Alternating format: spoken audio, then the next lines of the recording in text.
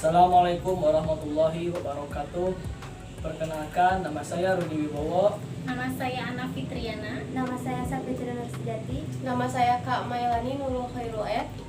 Kami mahasiswa Prodi Pendidikan Ekonomi dari kelas 1F. Di sini kami akan menjelaskan mengenai penegakan hukum dan problematika hukum di Indonesia. Assalamualaikum warahmatullahi wabarakatuh. Saya di sini sebagai pemateri pertama.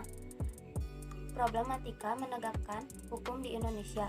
Definisi hukum menurut Ernst Unders, hukum adalah himpunan petunjuk hidup, perintah atau larangan yang mengatur tata tertib dalam suatu masyarakat yang seharusnya ditaati oleh anggota masyarakat, dan jika dilanggar dapat menimbulkan tindakan dari pihak pemerintah dari masyarakat itu.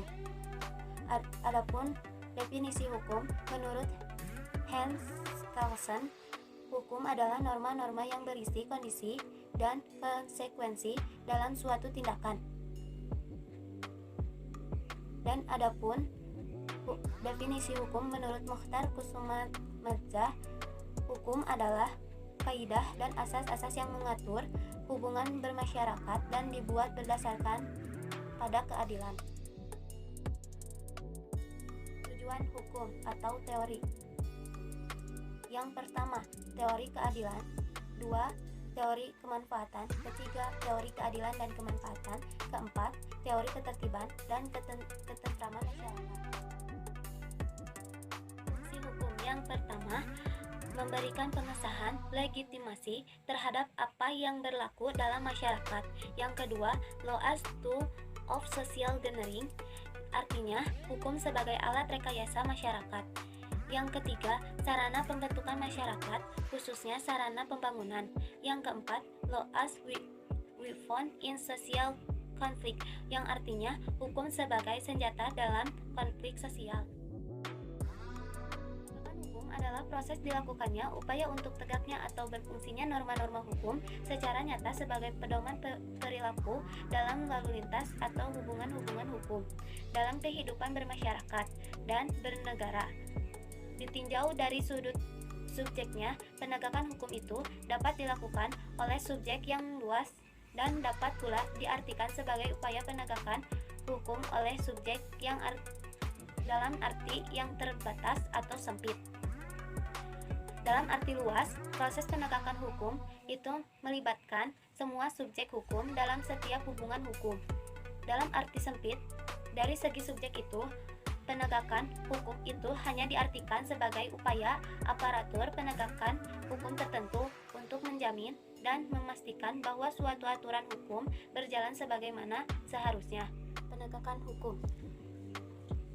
Yang pertama, polisi, penyelidikan dan penyidikan. Yang kedua, jaksa, penuntutan. Yang ketiga, advokat, memberikan bantuan hukum. Yang keempat, hakim, memeriksa, mengadili.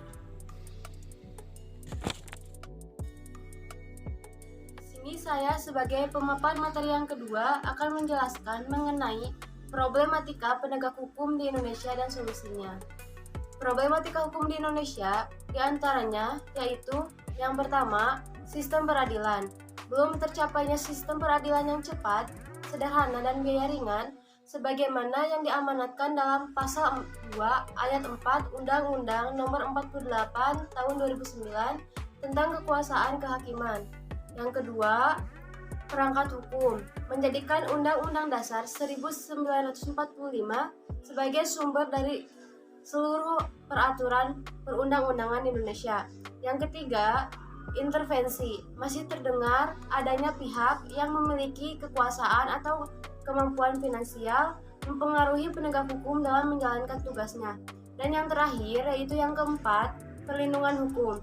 Untuk memperoleh haknya, masyarakat terkadang harus menempuh proses panjang dan biaya yang tidak sedikit. Hukum di suatu negara merupakan pencerminan dari masyarakat di negara tersebut. Aturan hukum yang baik dan penegakan hukum yang baik akan menciptakan tatanan masyarakat dan kondisi masyarakat yang baik.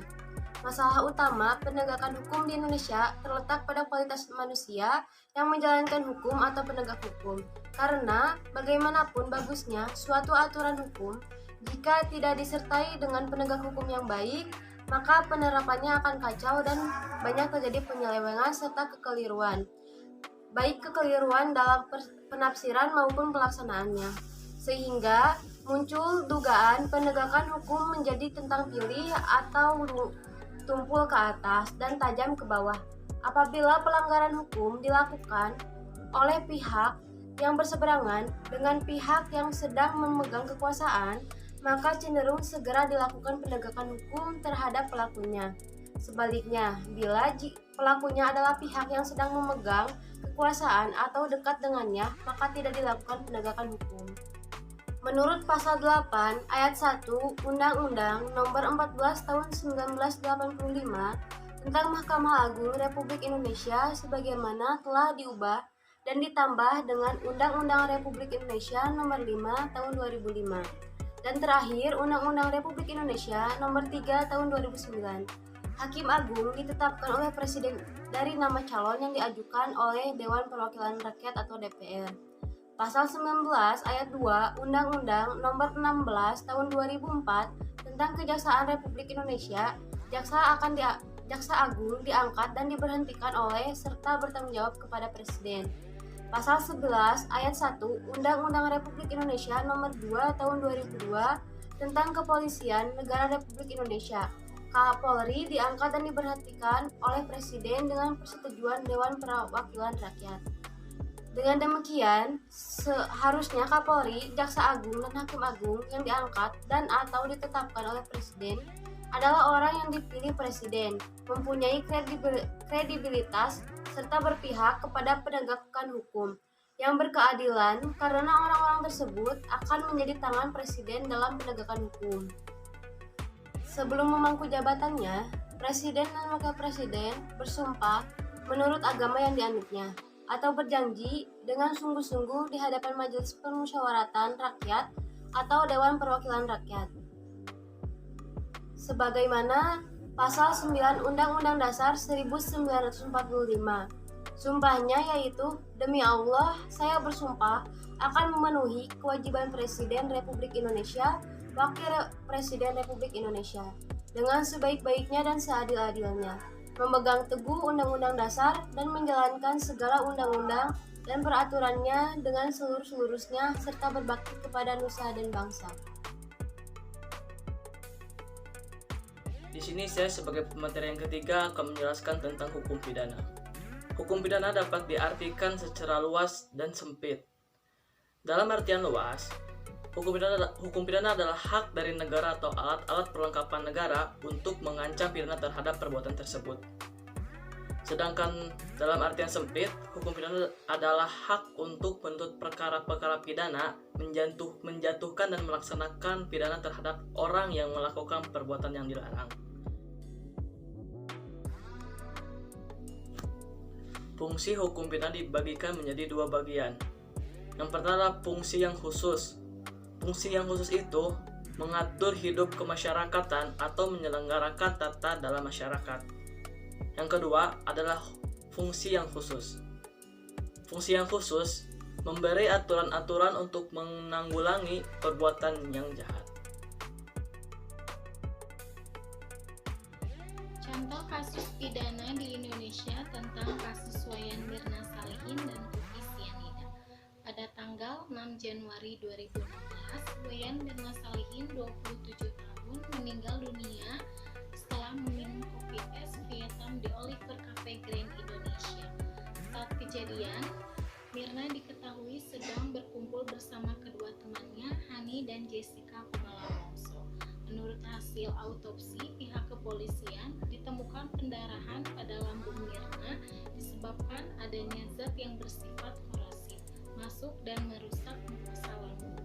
Belakangan diketahui zat korosif tersebut berasal dari asam sianida. Sianida juga ditemukan oleh Puslapor Polri di sampel kopi yang diminum oleh Mirna. Berdasarkan hasil olah TKP dan pemeriksaan saksi, polisi menetapkan Jessica Kumala Wongso sebagai tersangka. Jessica dijerat dengan pasal 340 KUHP tentang pembunuhan berencana. Contoh hukum perdata di Indonesia, yaitu hukum perkawinan. Di dalam sebuah perkawinan terdapat hukum yang mengatur antara suami dan istri. Peraturan hukum perkawinan ini diatur dalam Undang-Undang Nomor 1 Tahun 1974. Secara garis besar, status hukum perkawinan memiliki hukum yang tidak kalah penting. Di antaranya mengatur tentang pernikahan dapat dilakukan berdasarkan hukum agama.